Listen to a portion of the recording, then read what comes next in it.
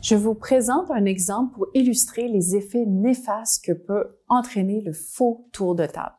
Un cadre supérieur dont l'organisme traverse une crise importante est frustré, sort d'une réunion où son supérieur a balayé du revers de la main, voire dénigré l'opinion qu'il avait émise et qu'il avait pourtant été sollicité. Cela se passait lors d'une réunion d'équipe, donc avec des pairs. Plutôt que de procéder ainsi, voici ce que vous pourriez faire. Tout d'abord, ne faites pas semblant. Si votre idée est déjà arrêtée, que vous n'avez pas l'intention de recevoir avec ouverture l'opinion sincère des autres, oubliez le tour de table. Vous causerez moins de tort à votre leadership. Dans l'histoire de ce cadre frustré, la réunion avait été convoquée pour faire connaître la solution de sortie de crise envisagée par la haute direction, pas pour chercher des solutions.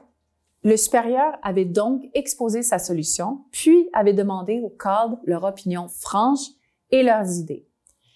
Tant que tout le monde pensait comme lui, tout allait bien. Mais quand le cadre a exposé son idée, il a eu le droit à un refus humiliant de la part de son gestionnaire.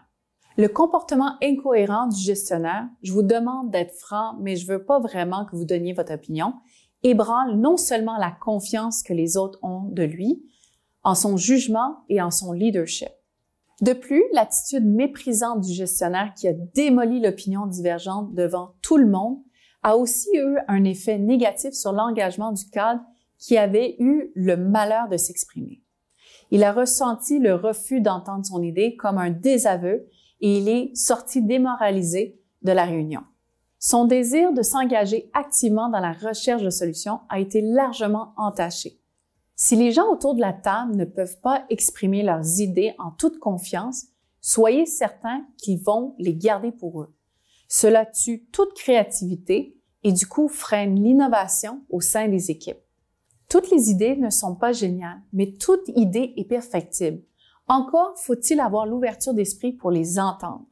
Une ouverture véritable, c'est ce que ça prend pour faire un vrai tour de table. Stimulant, engageant et surtout constructif.